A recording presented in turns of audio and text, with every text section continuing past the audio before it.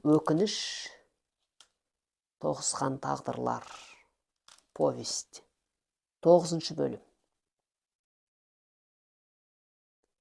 Бақтың әр жерінен болар болмас сығырайған жарық шамдар қызға көмектескендей болды. Егер осы жарық шам болмаса, түк бітіре алмас еді. Айнала жым-жырт болып серуендеген кісі аяғы басылыпты. Анау жақтан жастардың күлкісі ғана естіледі. Бір-бірін ұялы телефонмен суретке түсірген қыз-жігіттер бақтың ішін күлкімен әрлегендей. Ту сыртынан біреулер төніп қарап тұрса да, Аман ағасы үшін ештеңеден қаймықпай, батырсынған ақ күн күрекпен қара жерді қаза бастады. Түнде жер қазу ырымға жат екенін білсе де, махаббаттың жолында шешінген судан тайынбастың кебін киді. Онша тереңдеу қазбағанымен көріпкелдің айтқанын екі етпей орындауға тырысты. Сөмкенің ішінен көріпкелдің оқып берген 3 жұмыртқа, 1 келі қант пен тұзын алды. Қалтасынан көріпкел жазып берген Аллаху самат деген және тағы басқа да арабша дұға сөздерді тілін калимаға келтіріп, ұсталбаның болар болмас жарығымен әзер оқып шықты. Сосын бетін сипап, ағатайым тезірек өзіме қайтып келсін, арамыз суымасын, есіне мені жиі түсірсін, достығымыз баяғыдай қайтадан жалғассын. Аға, мен сізді сүйемін, сағындым, деді даусы дірілдеп. Сол ақ екен көзінен моншақ жасы ытқып шығып, қоңыр топыраққа тамып кетті. Күбірлеп сөйлеген күйі бар тілегін шын ниетімен айтып, Алладан Аман ағасының оралуын жалбарына сұрап, әкелген заттарын қазылған жерге текшелеп қойып, бәрінің бетін топырақпен көме бастады.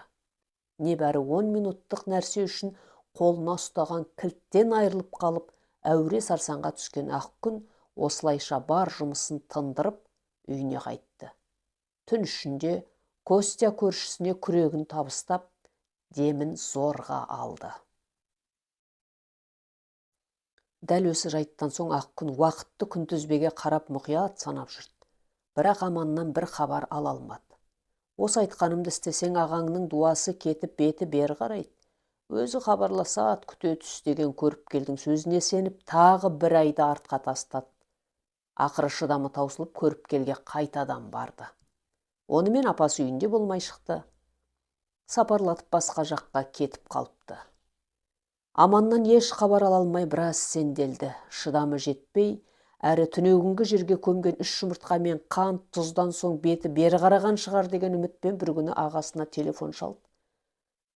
Аға, сәлематсыз бе? Деді ақ күн назданып қана.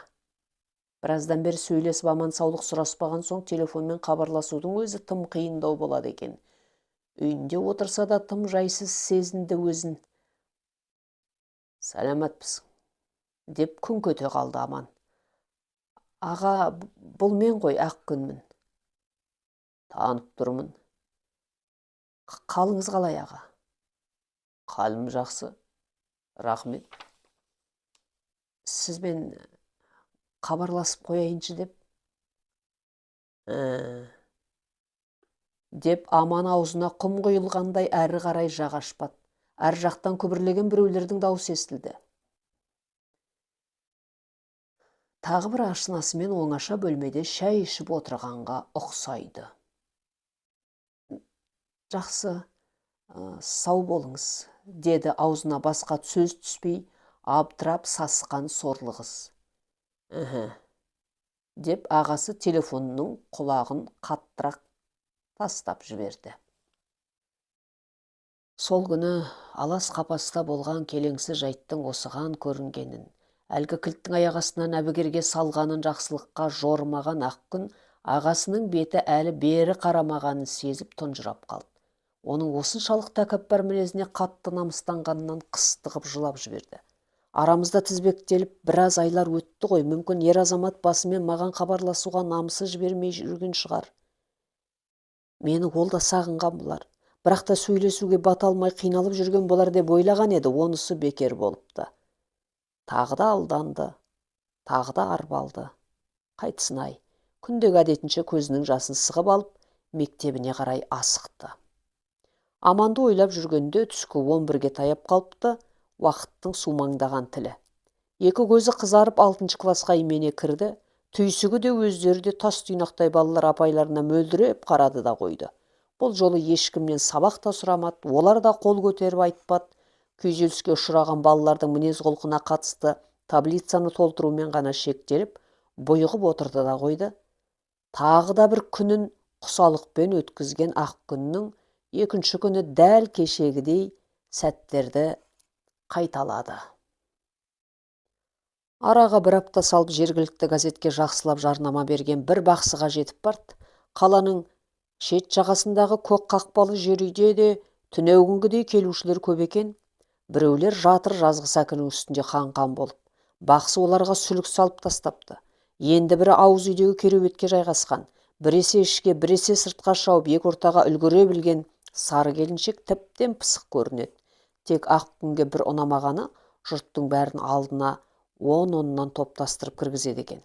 Әуелі көзіңді жұмып екі қолыңды тізеңнің үстіне қойып отырасың, сосын бақсы қазақша, орысша аянышты әндерді ағызып қоя береді. Дауысы құлағыңнан ғана емес, өн бойыңнан өте жаздайды. Зары қатты. Сай сүйегіңді сырқыратқанда көзіңнен еріксіз жастамады. Бір мезетте әнін сап дейіп көздерін ашқызады. Жағалай отырған жамағатқа бір-бірлеп шетінен көрген білгенін айта жөнеледі. Ешкім тырп етпестен бір-бірінің сырын тыңдап отыр. Дәл осындай кезек ақ күнге де жетіп, көптің ортасында жүретін мұғалім қыз аздап қысылып қымтырылды. Мектептегі шәкірттерінің ата-анасы осында отырған жоқ бекен деп мазасызданды. Ішінен мына бақсы маған ашылып ештеңе айтпас екен деп те тіледі. Қайдам, аман туралы бұл да сайрап қоя берді. Сенен мына кісі бала күткен ғой, неге тумадың? Арамыз тым алшақ деп, онда неге өкпелейсің? Бала тусан қасыңда мәңгі болатын еді. Енді бәрі де тым кеш. Қазір төбесінде 2 мүйізі бар. Кіл жын шайтанды қасына жинап алып ес ауып жүр.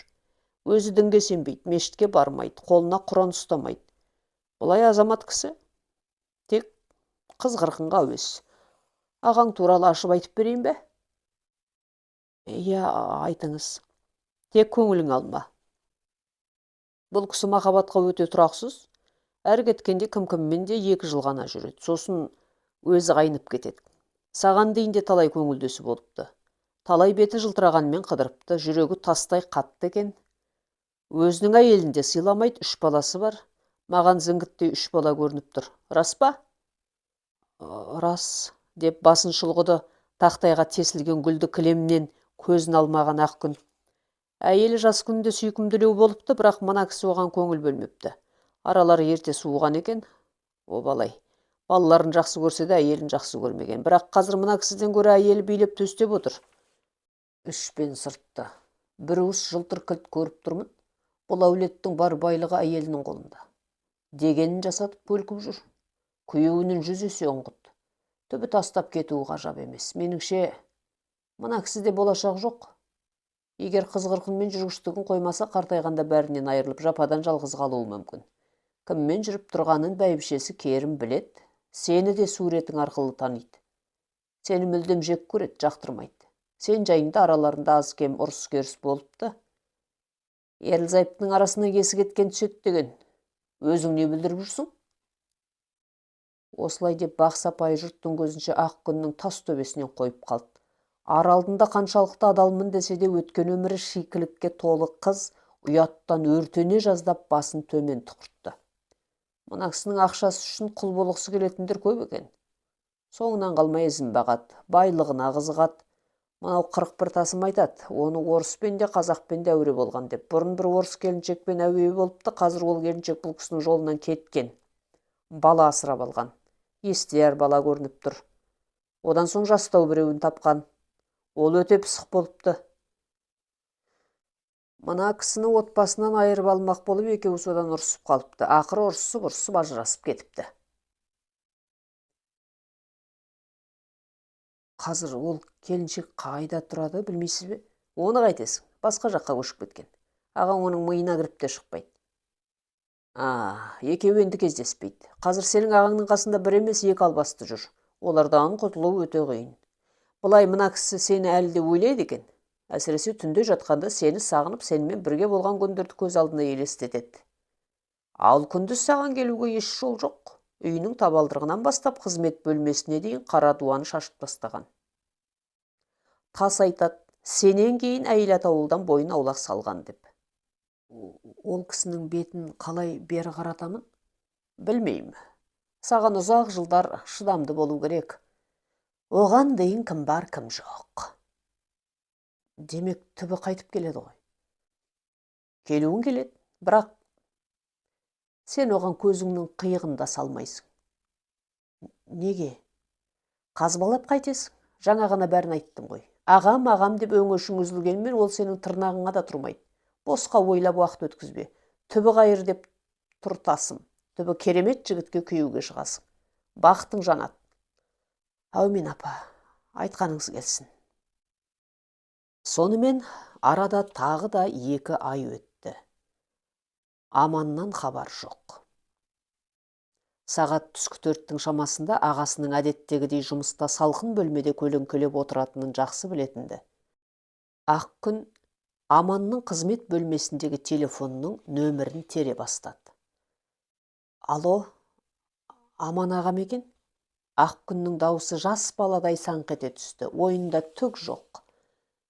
Иә, тыңдап тұрмын. Аға, мен Ақкүнмін ғой. Танып тұрмын. Сәлеметсіз бе? Сәлем, атпыз, деп ағасы даусын созыңқырап барып тоқтады. Мұнысы сәлемін алайын ба, алмайын ба дегені тұғын. Ақкөңіл байғұс Аманның толғатып тұрғанын аңғармай, қалыңыз қалай, жұмысыңыз қалай, денсаулығыңыз қалай, деп сұрақтың астын алды. Керемет, бәрі де ойдағыдай. Тағы не сұрайсың? Менің денсаулығымды мүшкілдеп естідің бе? Денсаулығымда шаруаң қанша? Деп Аман дүрсе қоя берді. Одан мұндай тосын жауап күтпеген Ақкүннің тұла бойы дірілдеп кетті. Сізге жай қоңырау соғып амандасып қояйын деп. Рахмет, деді де жынды шал трубканы тастап жіберді.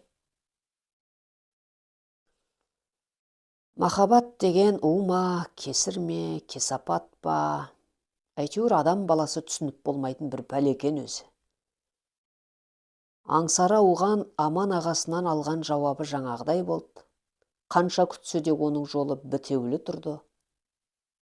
8 сағат бойы бір ғимараттың ішінде жұмыс істейтін қызметкермен ұрлық сұмдығы бар екенін біледі, ішкі түйсігі бәрін сездіреді, бірақ сол қарт шайтанды ойламаса, іздемесе, егіліп, ел жүремесе, сүріп жүрген өмірі өмір емес. Мына өмірдің түк мәні де, сәні де жоқ Ақкүн үшін. Жұмысындағы, айналасындағы қыз-келіншектерге жұмбақ сырын шашып болды. Бірі бұған сыртынан бәлем, саған сол керек десе, енді бірі мүсіркей қарайды. Ақкүн, бәлен жерде түгенше деген балгер бар көрінеді, соған барып құмала қаштырып келсеңші дейді, сыр тартқысы кеп. Әркімге бір барып бас айналып сиқырланып қалған қасқа қыз мекен жайын жазып алып жетіп барады. Қаншасына алданып, қанша бақсыдан тау шағылса да, жаман әдеттен арылар емес. Істемегенді істеп, көрмегенді көрді. Қақаған қысты күні кішкентай жалақысын босқа рәсуа қылып қалаға жақын орналасқан бір ауылға да барып қайтты. Баяғы Аман үшін азаптың тағы бірін бастан кешті. Олты татар болғанмен қазақшаға судай бірген бір дуаны оқсатып тұрып қайтарады екен деген жұрттың сөзіне аңқау басы өлердей сенді. Жұрт қытымыр қыстың көктайғақ жолынан қорқып үйінде отырса, күнделікті ара қатынастан қалса, бұл күні бұрын базардың маңайында шуақтап тұратын бейтаныс таксистерге жолықты. Сөйтіп атақты балгер кемпірді сұрастырып білді. Оның мекен жайын білетін шопырға өлердегі сөзін айтып, 2000 теңгесін төлеп діттеген жеріне жетіп барды. 2 сағаттай жол жүріп ақыры қора қопсының тасасына тығылған таудай үйілген қардың арасынан төбесі тәмпейген жер үйді әзер тапты. Ауласында ақ жүгулі тұр, қарға белшесінен батып. Мұздай сарайға етігін тастап, қара суық еденді басып, ішке қарай басын сұқты. Валя әжей үйде ме? Деді Ақкүн тоңып шашырап. Иә, үйде, әже сізге кісі келіп тұр, деді ұзын бойлы келіншек. Өңі қазаққа ұқсайды, шамасы Валияжидің келіні болса керек. Қора жақтан ат жақты келген жастау орыс жігіт көрінді. Үйіне 100 келіп 100 кетіп жататын жұртқа ет үйренген жігіт бұларға мойын созып алыстан бір қарап қойды. Көп ұзамай арғы бөлмеден аяқ ақсаңдаған, сол жақ беті қисайыңқырап кеткен кемпір көрінді. Кір, аяғыңды сенеге шешіп бер өт, деді бейтаныс әжей қызға. Кіреберістегі суық сарайға аяқ киімін шешіп, мұздай еденді басып ішке кірді. Шай ішетін үстелге кемпір ақ орамал жайды. Әуелі келген шаруасын сұрады. Бұл баяғы аман ағасын айтып зарын иледі. Тіпті сөмкесіне сала шыққан суретін де көрсетті. Кемпір карта ашып айтады екен, біраз нәрсені болжайды екен. Екеуінің өткен шағын, махаббат қызық мол жылдарын қасында бірге жүргендей сайрай алан жөнелді. Қарағым, мына ағаңнан бекер айырылып қалған екенсің, керемет адам болған көрінеді. Бірақ қазір қара дуадан есі алаң болып қалған. Бір жастау қыз араққа бірдеңесін қосып беріпті. Оңашы да мына кісінің ойында сен тұрасың. Ал жұмысқа барғанда мына қыз қыңсылап қасынан шықпайды. Тіпті екеуі әлсін-әлсін сөзге келіп қалады екен. Көп ұрысады екен сен үшін. Неге мен үшін? Мен оларға не істеппін? Мына қыз бұрын сенің мына кісімен жүріп тұрғаныңды анық біледі. Екеуің жайлы айналадағы адамдардан көп әңгіме естіген, сұраған, жұрт сен жайлы тәуір пікір айтқан, сосын да сені жақтырмайды. Ал сақ бол, бұл қыз сенімен сөйлескісі келеді, ағасын қатты қызғанады. Екеуі күнде арақ ішеді екен. Арақпен дуа салғасын мына кісі ішімдікке үйір боп бара жатыр. Түптің түбінде осы жүрсін қоймаса, жиған тиірген дүниесінен, тіпті бәлен жыл отасқан әйелінен, бала шағасынан айырылуы мүмкін. Валияже, ағам келеме жоқ па, шыныңызды айтыңызшы. Күтейін бе, әлде күтпей кластасыммен қайта жүрейін бе? Кластасың кім еді? Ауылда бір кластасым бар еді, Кенжебек деген. Күнінде сонымен әпәсем дос болып жүргенде ағамды көріп қалып қайтадан ғашық болған едім. Енді міне, құсалықтан құлазыған ақ күннің жанары жасаурап қоя берді. Келеді, сені сүйеді. Түбі әйелінде үйінде тастап өзіңе қайтып оралады. Түбі осы ісіне бола қатты өкінеді. Мына қыз оны тек ақша үшін қорлап жүр. Бұлар және екеу қасында мына қызды азғырып отыратын шайтандыққа сүйрелейтін біреу бар. Тума туыстары осы қарттан айырылма, бізді қарттың ақшасымен асыра дейтін секілді. Қыз күйеуге тие ме? Тигісі келеді, бірақ ешкім алмайды. Түптің түбінде өмір оңбайды. Саған істегені өзінің алдына келеді. Арақ ішіп қаңғып қалады. Ақ күн тағы не айтар екен дегендей кемпірден көзін алмады. Бұл қыз жалғыз сені ғана емес, орта жастан асқан жігітті де жап-жас әйелінен айырған екен. Бірақ ол жігіт те түбі өз келіншегіне қосылады. Саған да, басқаға да жасаған қиянаты, жамандығы мына қыздың түбі өз алдына келеді. Бір Аллаға тапсыр да қой. Түбінде сен жеңесің, сенің жолыңды ашамын. Мына кісі саған келсін, сені ойласын деп оқимын. Суреті бар ма? Тастап кет. Әже, ешкім көріп қалмай ма? Жоқ, мінекей, мына кітапта бәрі жазылған. Енді қашан келейін? Телефонмен сөйлесіп тұр. Нөміріңіз қандай? Бақсы кемпір телефонның нөмірін, аты жөнін, мекен жайын ежіктеп айтып берді. Қаншама бақсы балгерге барып тау шағылса да аузы күймеген ақ күн қасқа Валия кемпірге ризашылығын білдіріп тұтас 5 мыңдықты үстелдің үстіне тастай салды. Қуанғаннан көзі жайнап кеткен кемпақаң: «Қарағым, Құдаймен келдің ғой, Құдаймен бірге бар, үйіңе жолың болсын. Ертең ағаңа хабарлас, сенімен жып-жылы сөйлесетін болады. Жолыңды ашамын», деп бетін сипады. Әдеттегідей аптаның дүйсенбісі қайта басталды. Таң атса кеш бататын қайран уақытқа көзлескен бе. Осы аптада ағамды көремін, ағама барамын деп қуанумен жүрді. Тіпті қуаныштың әсерімен мектептегі мұғалімдеріне де Валия әжейі жайлы жайып салды. Бәлен шақырым жерге осы қыстың ішінде текке бармағанын айтып риза болды. Балалардың у-шуынан басы қатқан әріптестері не десін? Тыңдады да қойды.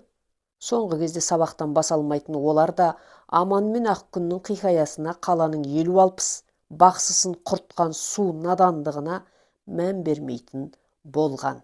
Әркім өз тірлігімен әуре. Сонымен сәрсенбінің сәтті күні ертерек оң аяғымен тұрып, ағасына телефон соқты. Алып ұшпай бір қалыпты отыр екен әйтеуір. Сабағың жоқ болса 11-дің шамасында келе ғой, деді. Оған дейін жиналыстарда болатынын, соңғы кезде қызметінің күрт ауырлап кеткенін, жоғарғы жақтан тексеру комиссиясы келіп кеткенін жасырмады. Күтпеген жерден ағасының Ақкүнге келе ғой дегенін айтамау. Жағымды сөз құлағына дөп тиген бойда қыздан ес кетті. Күнінде ағасы әперген бір шкаф киімді шетінен киіп көрді.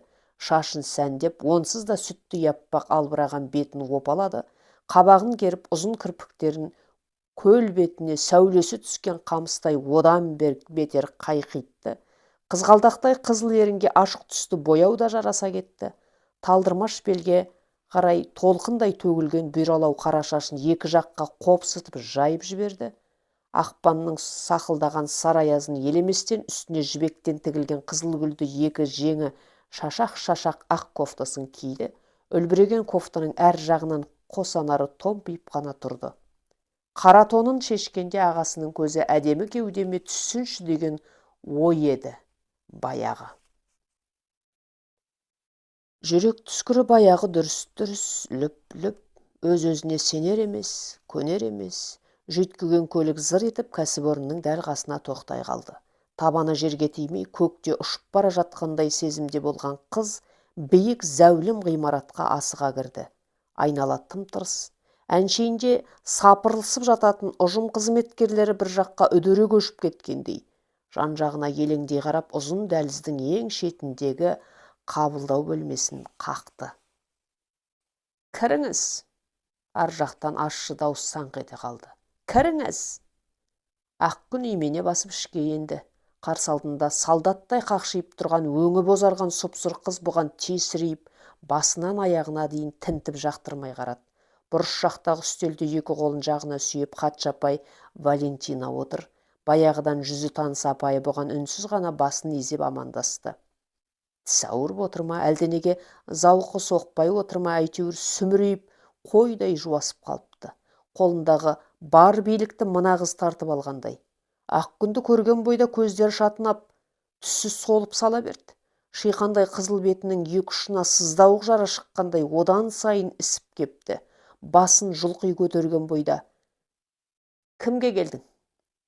Деді бедірейіп. Аман ағайға, деді таңданысын жасыра алмаған Ақкүн. Не жұмыспен? Жеке шаруаммен. Ол кісі бүгін жеке шаруамен ешкімді қабылдамайды. Келіскен уәдеміз бойынша мені бүгін қабылдаймын деп еді. Келіскен уәдеміз дейсің бе? Иә. Сенімен қашан келісіп еді? Біздің ағайды қашаннан бері танисың? Ол кісінің жақынысың ба әлде? Жай танысымын дегенше болған жоқ. Жолқынған қыз Ақкүнді сан сұрақтың астына алып тергей бастады. Сен Аман Байқонақовичке кім боласың? Оған қандай жұмыспен келіп тұрсың? Ол кісі сені қазір қабылдамайды. Түс қайта бір айналып соқ.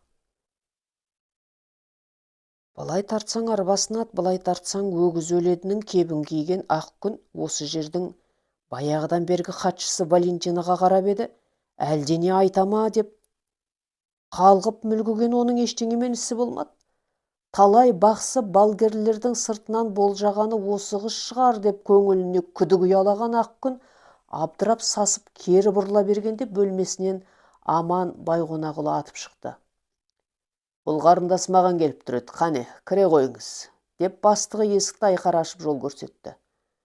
Вот хамка, вот нахалка, деп кіжінген бейтаныс қыздың дөрекі сөзімен ерсілеу қылығы Ақкүннің жаралы жүрегіне біз сығып алғандай болды. Қашан келіп едің, көп болды ма? Деді Аман ағасы күлімсіреп қана. Жоқ, 1-2 минут болған шығар. Келе жатқаныңды айтып, звондасаң ғой. кідірмей ішке кіретін едің. Қазір бізде бұрынғыдай емес, тәртіп мәселесі өте қатал болып тұр. Оның үстіне жаңағы Зухра деген жас қыз маған шаң жуытқысы келмейді. Қызғанады. Үлкен кісіні жап-жас адамның көрінгеннен қызғыштай қорып қызғанғаны қызық екен.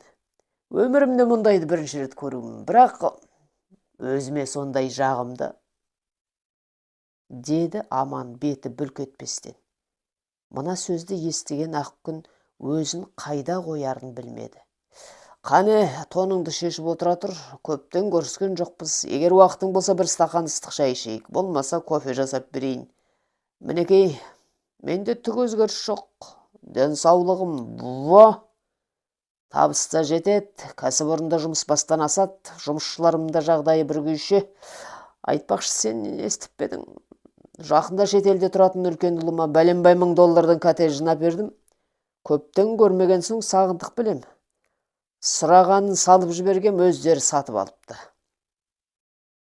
Апаң енді Диашжанға барып қайтқысы кеп жүр. Біздерде коттедж деп айтқанмен ол жақта мүлдем басқаша айтады. Ауласында бәлен шаршы метр спорттық алаңы бар көрінеді. Суретін интернеттен қарадық. Ал қызым болса таяуда дөңгелек жасқа толды. Оған да қымбат сыйлық жасамақпын. Былтыр джип әперіп едім, енді Ресей жақтан ешкімде жоқ, шетелдік көлікті алдыртқалы отырмын. Әлгі көліктің іші үйден біргем емес. Жолда келе жатып демалуға болады. Ішінде бәрі бар. Шайыңды қайнатып ішесің, шаршасаң жатып ұйықтайсың, телевизормен тоңастықшы істеп тұр. Жақында өзім Швейцарияға барып қайттым. Қыдырыстап бір айдың үстінде жүрдім. Ой, ол жақта жаным жай тапты. Өмірдің нағыз рақаты осы ғой. Баяғыда маған күйеуге шыққанда сені де бірге апаратын едім. Күнде айтқан тілімді алмадың, қартсың дедің. Ал қазір қыр соңымнан біреулер қалар емес. Мына жұмыста маған таласып жатқан өңкей бір қыз келіншек. Бәрінің неге мені жақсы көретінін түсінсем бұйырмасын. Сенің директорыңа ешкім таласпай ма? Оның жасы нешеде? Білмеймін, 50-дің о жақ бұ жағында шығар. Мектебіңде жасы алға барған қыздар көп па? Онша көп емес. Директорың да жайына қарап жүрмеген шығар.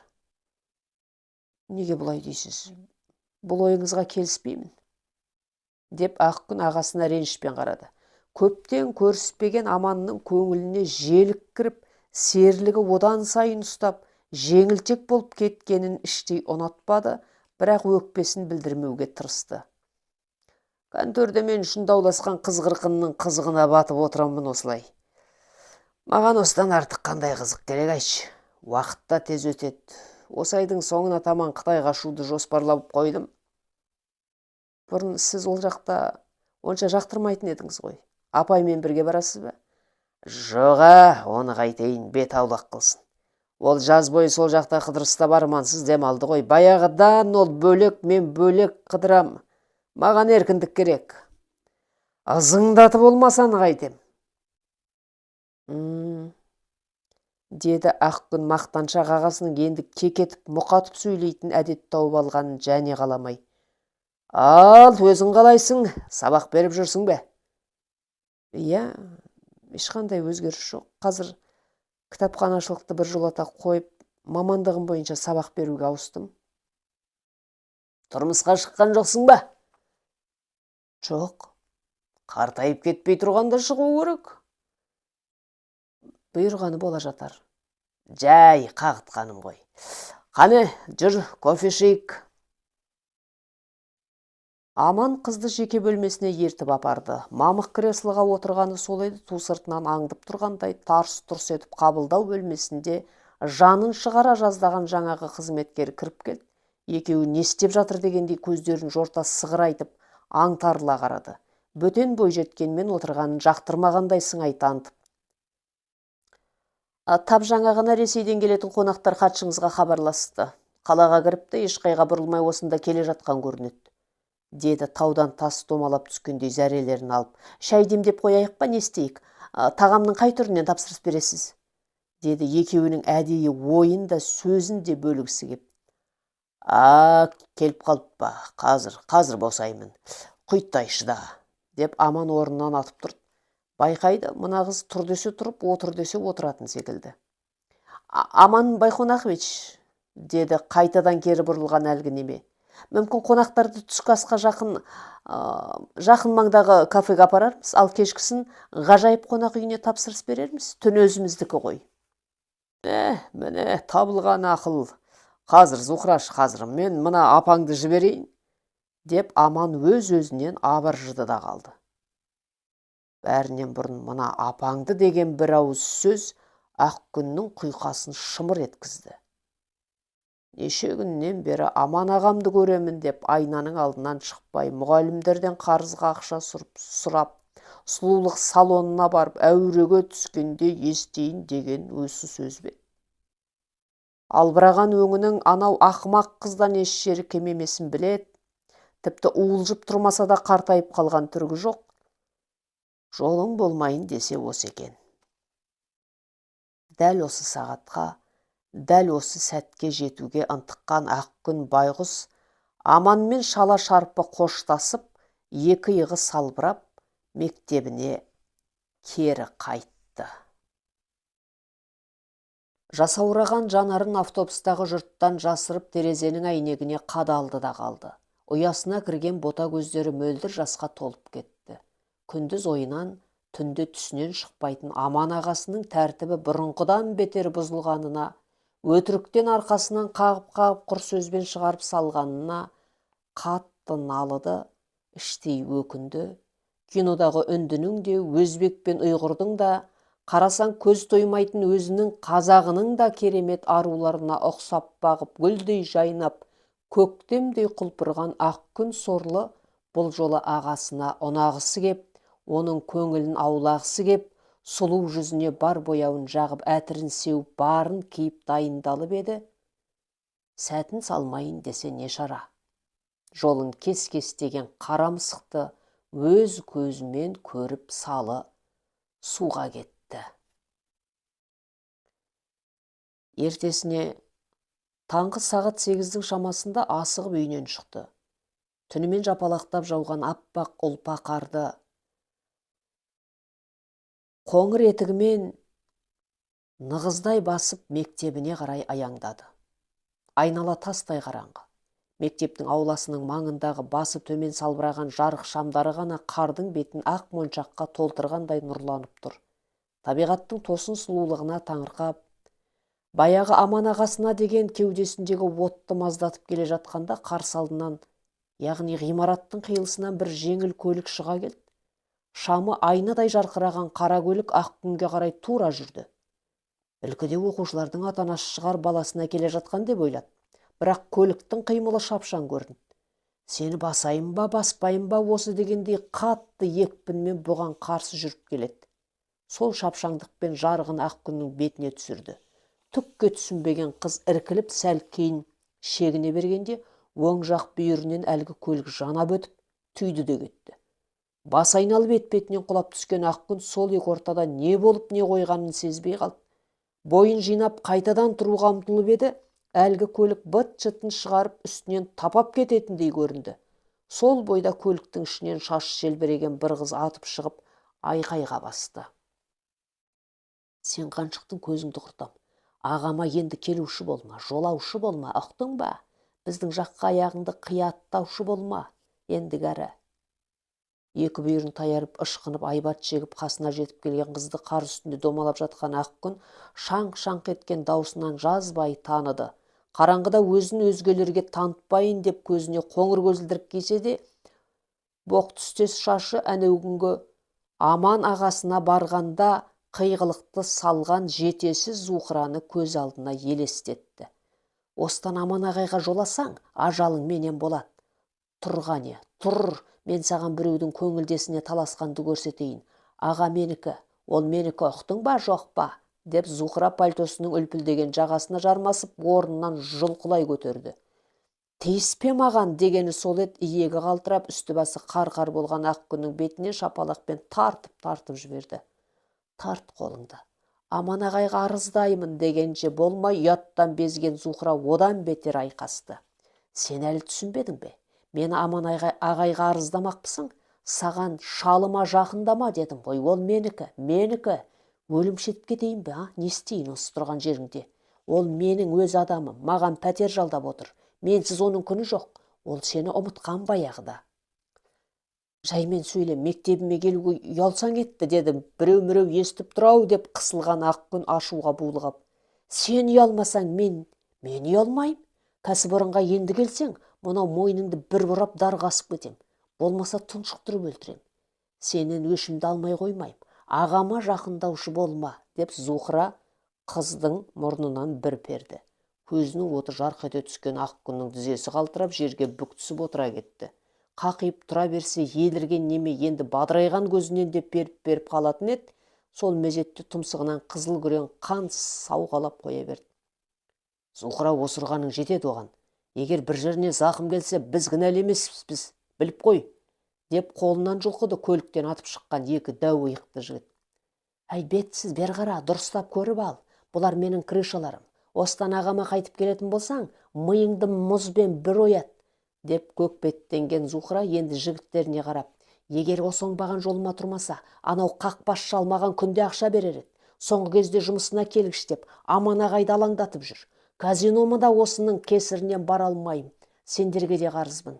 Анау қақпастан айырылмасын десеңдер, мынаның көзін құртыңдар, деді зекіріп. Ей қыз, естіттің ғой, Зухрамен ойнауға болмайды. Оған кедергі болмай жөніңе жүр. Әйтпесе, таяқтың бұдан да семізін жейсің, деп жұдырықтарын түйді екі есуас. Құндыз бөріктерін көздеріне түсіріп киген еңгезердей жігіттер кідірместен жексұрын Зухраны көліктеріне кері отырғызып тайып тұрды. Қас қағым сәтте басына қара бұлт үйірілген мұғалім қыз қар үстінде есеңгіреп жатып орнынан ілбіп шаққа тұрды. Ең болмаса көліктің өмірінде жаттап қалмады. Мұрны қанаған күйі сүйретіліп ішке кірді. Дәліздің бергі жағында тұратын күзетшіден бастап еден жуушыға дейін бұған қарап аң-таң болды. Ақкүн, мұрның қанап тұр ғой, не болды? Мұзға құладың ба? Деді олар жан ұшырап. Ағамның көңілдесінен таяғы жедім деп қалай айтсын. Онсыз да ол тастап кеткелі қабағынан қар жауып жүргенін көбі білет. Жабырқаған жанына қамқор болып, ақыл қосар пана іздеген қасқа шіркін кімнің дос, кімнің қас екенін білмей, сырын талайға ақтарды. Ал қазір болған істі баяндаса, соңы насырға шабуы мүмкін. Алдымен қолынан түк келмесе де директоры шығады кеудесін соғып.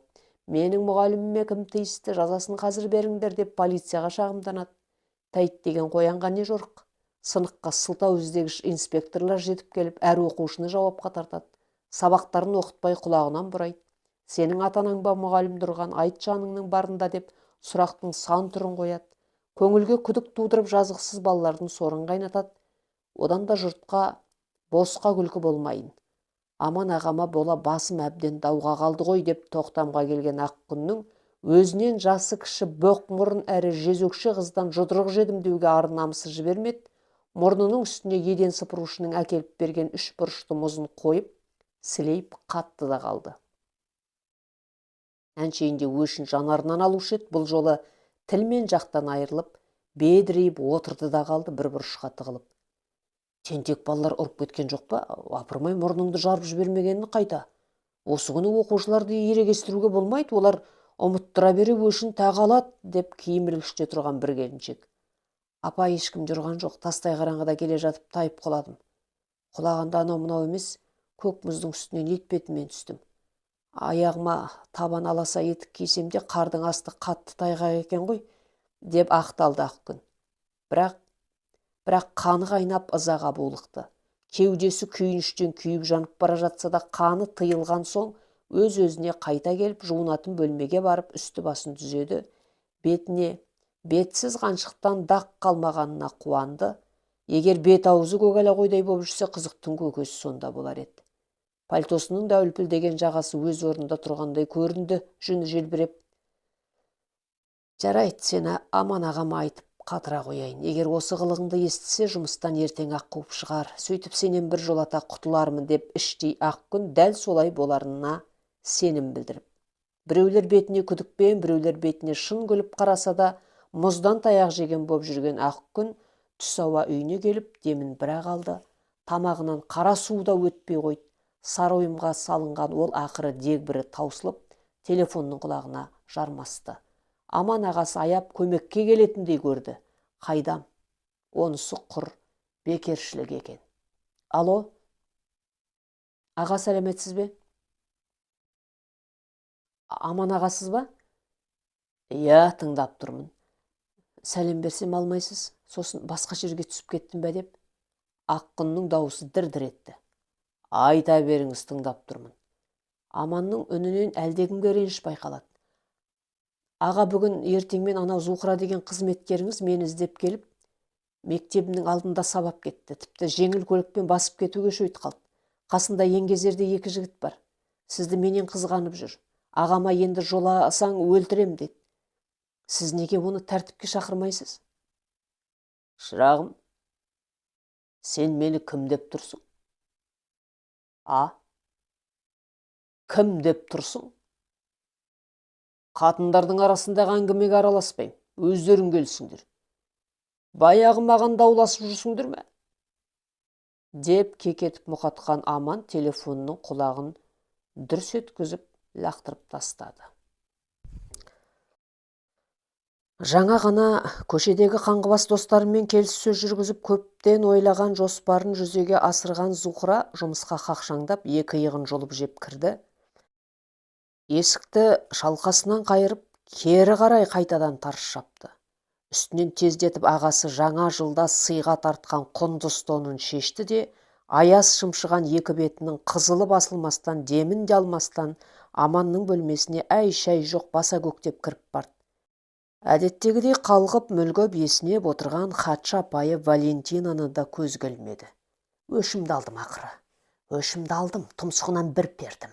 Қардың үстіне етпетінен құлап түсті, бірақ бұл істегенім оған әлі аздау болып тұр. Бір жолата тапап өлтіруім керек еді. Түрмеге түскім келмеді. Өзімді де, сізді де аядым. Түрмеге түссем сізді көрмеймін ғой, деді долылықтан бетінің ұшы дуылдап, көк тамыры шыққан жұдырығын тарс жұмған Зухра. Өзімен өзі бұқалтырып беріп кеткен қағаздарға шұқшиып отырған директор басын сәл жоғары көтеріп, көзіндегі көзілдірігінің астынан оған үн-түнсіз тесірейе қарады. Жүзінде, апырмай, мынаның есі дұрыс па, не айтып тұр деген таңданыс тұрды. Естіп тұрсыз ба, Аман Байқонақович? Бастығы басын шұлғыды. Жүзінде әлі тосын сұрақ бар. Осыдан енді сізге келетін болса, оңдырмайым. Айтпады демеңіз, ажалы менен болады. Кімді айтасың? Саған не болды, Зухра? Әуелі жұмыстан неге кешіктің, соны айтшы. Күн сайын жұмысшыларды кадр бөлімі түгендеуші еді ғой. Әлде бір жағдай болып қалды ма? Жоқ, бәрі орнында, Аман Байқонақович. Осы жолы көптен ала алмай жүрген өшімді алып келдім. Кімнен? Жақында сізге келген анау ақымақ қыздан. Ол қай қыз? Маған жұмыс бабымен талай қыз келіншектер келіп кетіп жатқан жоқ па? Кімді айтасың? Анау сүмсік мұғалімді. Аманның жүрегі шым ете қалды. Біреу төбесінен тас түсіргендей көзі бақырайып қарсы алдында көкшиіп тұрған Зухраға таңдана қарады. Ақкүнді айтасың ба? Иә дағы. Тағы қандай мұғаліміңіз бар еді? Онда не жұмысың болыпты? Сіз жасырғанмен мен оны сырттай жақсы білем. Осындағы жұмысшыларға дейін екеуіңіздің бір кездері индийский любовь болғандарыңды әңгіме қылады. Бәрі сол мұғалімді мақтайды, қит етсе қасыңыздан, мына мен емес соны көргісі келеді. Бірақ мен оған жол бермеймін. Ол саған не жазып еді? Жазығы сол, сізді алаңдатып, өткен кеткенді есіңізге түсіру үшін әдейі келіп, қайдағы өткен кеткен? Жасырмаңыз, Аман Байқонақович, мына мен бәрін білем. Мен түгіл жаңа айттым ғой, бүкіл жұмысшыға дейін сіздің сол мұғаліммен ашық жарқын жүргеніңізді білет. Бір ай емес, бір жыл емес, бәлен жыл бірге жүріп, бірге қыдырып, демалыстарға дейін бірге барыпсыз. Ал мені ертіп әлі ешқайда апарған жоқсыз. Мына менің қасымда ол сүмсік кім? Жай әшейін мұғалім. Соның қай жеріне қызығып жүрсіз? Бір уыс бетінің бәрі көз, бадырайған көзінен басқа түк жоқ. Мен құсаған әдемі болса бір сәрі қақпас ақмақ жексұрын. Бұл қылғаным оған әлі аз керек десеңіз, оқушылардың көзінше қарға ұнатып күлкі қылайын ба? Жетер, Зухра. Ақкүнді жөніне қалдыр. Менің бұрынғы өмірімде шаруаң болмасын. Сен түгіл кіммен жүріп тұрғанымды Асылхан да бүйтіп. тергеген емес, деп Аман кейістік білдірді. Ол әйеліңіз болса, мен сіздің жап-жас тоқалыңызбын. Сізге бойымдағы бар жастығымды қиып жүрмін, әдемімін, сұлумын. Тоу, Зухрашай, осы мені қызғануыңды қашан қоясың? Бұл қызғаныш емес, Аман Байқонақович. Жүрсеңіз, менімен дұрыс жүріңіз. Әйтпесе кетем. Қайда кетесің? Басқа жұмысқа, босқа қадірімді кетіремейін. Сол сүмсікпен бола беріңіз. Мен оны баяғыда қалай сені көрдім, оны сол сәтте ұмыттым. Солай деңіз. Өткенде оны көрген соң сіздің көпке дейін көңіл күйіңіз болмады. Тіпті менімен дұрыс тілдеспей қойдыңыз. Сондағы бір-ақ рет келгенін айтасың ба? Сен осында жұмысқа тұрғалы ол келмеген секілді. Екеуміздің арамызда бір нәрсе барын ол да сезеді, білем. Онда бізді әдейі айыру үшін келген екен ғой. Зухра отыра қалып өтіріктен бетін басып жылады дейсің. Қандай жексұрын еді өзі. Көзінен бір тамшы жас шықпаса да, Аманның есалаң көңілін өзіне аудару үшін аяқ астынан өтірік әртіс бола қалды. Мен сізге бір көргеннен ғашық болдым. Тіпті сізді сүйгенім сонша қыр соңымнан қалмай, SMS жазған жігіттерге де қарамадым. Үнеміз сөткімді өшіріп тастаймын. Жап-жас басыммен сізге сонша неге ғашық болғанымды білмеймін. Шешем естісе мені дарғасып қояр еді. Дәл қазір 20-ның екеуіндемін. Үйдегілер тұрмысқа шық, теңіңді тап десе төмен қараймын. Жүрегімнің түбінде сіз жатқанын олар қайдан білсін. Ал сіз болсаңыз, баяғыда кездескен мұғалімді ұмыта алмай жүрсіз. Оны қызмет бөлмеңізге неге кіргізесіз? Екеуміз ғана сол бөлмеде шай ішпейміз бе? Неге оған кофе жасап бересіз? Неге оған көңіл бөлесіз? Оның менен қай жері артық? Деп Зухра өтірік сыңсып отырып, орындықтан құйрығын төмен қарай жылжыта қойды. Зухраш, саған не болды? Деп сол-ақ екен жан ағасының жаны шығып кете жаздады. Басым айналып, жүрегім қысылып барады. Жүр, жаймен ғана тұра қой. Анау жаққа күре тұр. Деп сасқалақтаған Аман қызды иығынан сүйеп, қолынан ұстап, орнынан тұрғызды. Осы сәтті оңтайлып пайдаланған Зухра жаны кеткендей болған оң жақ білегін бастығының аяғына суағаштай сылқ еткізіп іле қойды. Аман Байқонақұлы да жорта былқ-сылқ еткен бойжеткеннің құмырсқадай беліне күректей қолын жүгіртті.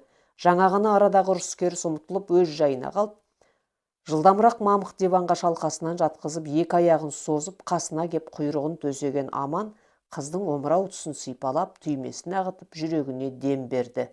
Көк долы бетін, біресе қолын уқалап, асты үстіне түсе жаздады. Қарағым-ау, бостан-босқа ашу шақыратының не? Қараш, міне ақыры не болғанын, аяқ астынан ауырып қалдың.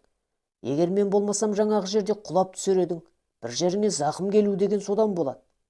Екінші әрі мені босқа қызғанба. Сен тұрғанда мен ешқайда бармайым. Бөтен келіншектерге қарамайым. Олардың бәрі әдірем қалсын. Сенімен ғана бірге болам. Өзіңмен ғана бірге ойнап күлем. Қартайған шағымда баяғыдағы желіккен жастығымды есіме түсіретін өзіңсің. Мен сенімен ғана жасарам. Жасара түсем. Осы сөзімді ұмытпа, жаным. Екінші бұлай істеме. Жарай ма? Айтпақшы, саған ақша берейінші. Мә, ала қой. Не үшін? Бүгінгі ерлігім үшін бе? Деп Зухра ағасына еркелей қарады. Жоқ, денсаулығыңды түзеуің үшін. Жұмыстан қайтқанда жүйкеңді қалыпқа келтіретін дәрі сатып ал. Өзіңе көп күш түсірме. Менде жұмыс көп. Кетейін. Кәне, ақ төсіңнен бір иіскетші. Ертеңнен көз алдымда гүлдей жайнап отыруыңа тілектеспін, жаным. Деп оңбаған Аман ірімшікке тұмсығын тыққан қарға құсап, қыздың қосанарына тұмсығын тақады. Түс ауа мән жайды баяндап ақ күн хабарласқанда Аманның түк білмегенсіп, Зухрасын жақтап шыға келгені содан еді. Арам қыздың бұл жолы да Аманның алдын орап әкеткенін ақ күн қайдан білсін. 9 бөлімнің соңы, жалғасы бар. Авторы Мира Шүйіншалиева, оқыған Нұрлыгүл Өтемісқызы.